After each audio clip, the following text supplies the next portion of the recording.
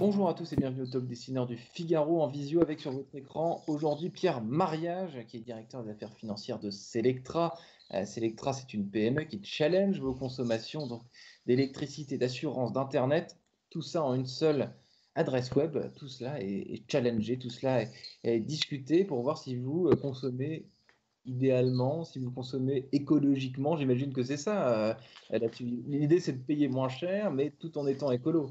Bonjour Quentin. Alors effectivement, c'est tout à fait ça. On compare les factures d'électricité, de gaz, de téléphonie également, en somme tous les contrats de la maison, pour voir si on ne peut pas vous faire réaliser des économies sur ces achats-là, pour que votre pouvoir d'achat soit sauvegardé. Et on essaye également de s'orienter sur des contrats verts et ou de la compensation carbone, qui est une ligne de business qu'on a lancée il n'y a pas longtemps pour effectivement rendre le monde plus clair, plus vert et moins cher.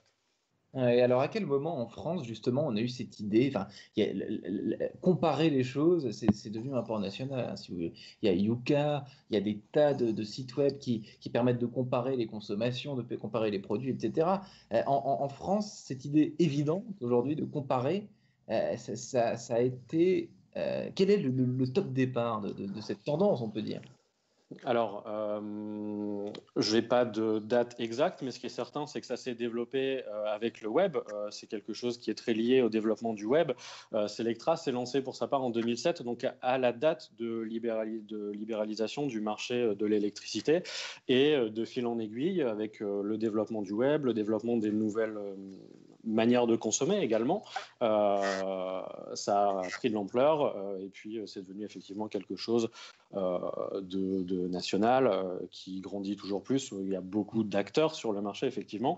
Donc, je dirais que ça s'est développé depuis une dizaine, une quinzaine d'années, en parallèle avec le web, avec des nouvelles méthodes, de nouvelles manières de consommer, un peu moins centralisées autour des points de vente physiques et un peu plus tournées autour du web. Comparer est devenu quelque chose de quotidien du coup pour les Français. On compare ce qu'on consomme, on compare ce qu'on souhaiterait acheter. Vos clients aujourd'hui, c'est qui? Ce sont quand vous enregistrez, parce que vu que vous calculez absolument tout, vous avez évidemment sur le web, ça permet aussi ça, c'est de savoir précisément qui fait appel à nous et qui nous est fidèle. Qu'est-ce que vous observez vous sur votre Alors, radar analytique? Alors, on observe, alors ces données-là de consommation, je suis peut-être pas le mieux placé pour vous répondre. Ce qu'on observe, c'est que tout le monde commence à s'y mettre. On pourrait penser que ce sont uniquement les jeunes, les gens qui sont très habitués d'Internet, qui consomment de cette manière. Encore une fois, je parle sous contrôle des gens qui font des stats commerciales, mais on remarque que tout le monde s'y met, à travers différentes opérations aussi qui sont un peu marketées à destination d'autres personnes, par exemple des achats groupés qui sont peut-être un peu plus rassurants pour les gens qui s'y connaissent moins en web. Ce qu'on remarque, c'est qu'on arrive à toucher une large fraction de la population dans nos clients et pour comparer. Hein. On sent que tout le monde commence à s'y mettre et ces méthodes de comparaison rentrent dans les mœurs.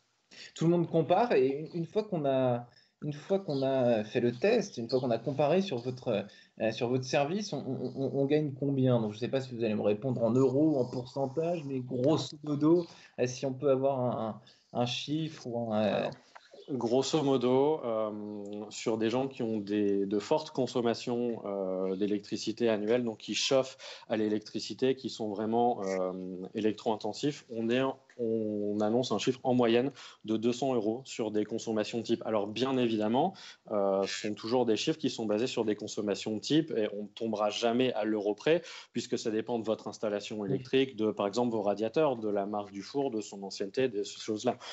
En moyenne, ce que les fournisseurs annoncent également, c'est des économies de l'ordre de 10% par rapport au tarif réglementé qui est en vigueur.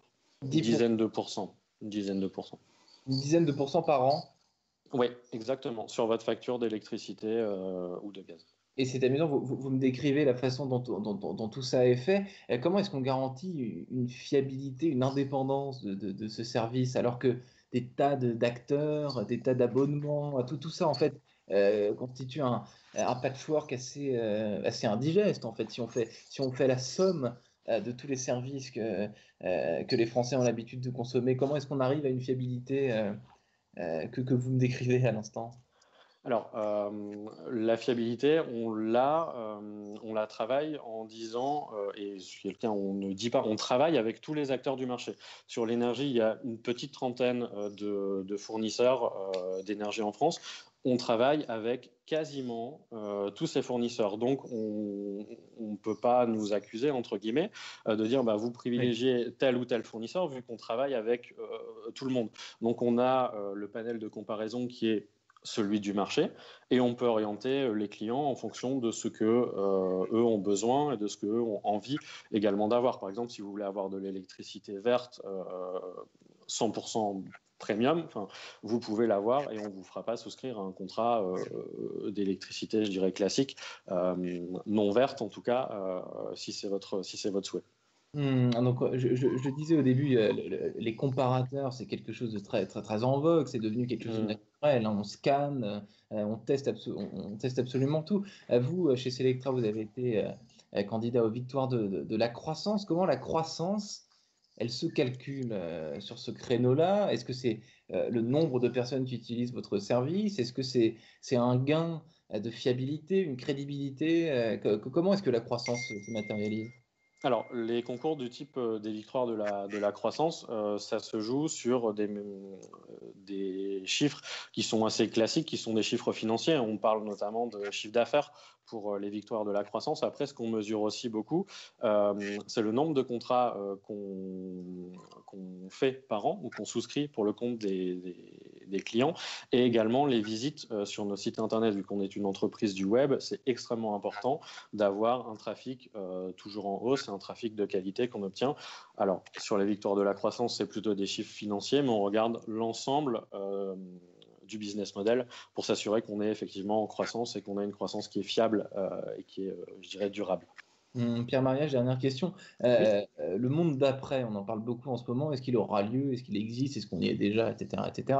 Est-ce que vous le percevez? Vous, comment est-ce que vous voyez les choses sur ce terrain, justement, de comparer les produits, de toujours chercher le plus économique, le plus écolo? L'équation est toujours plus complexe. Qu'est-ce que vous percevez, vous, de façon purement intuitive, en tant qu'évidemment de professionnel, mais en tant que consommateur aussi.